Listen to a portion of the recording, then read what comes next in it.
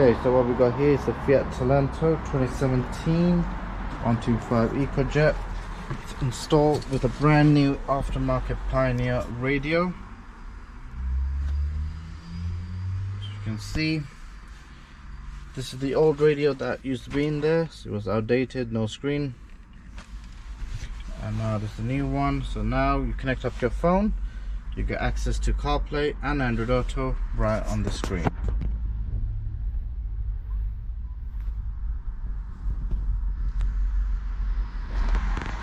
Install your favorite apps.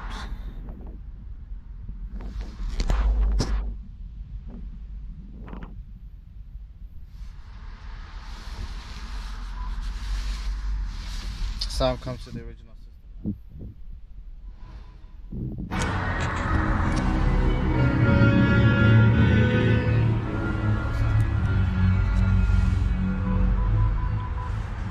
Also, you can still use your original steering wheel controls.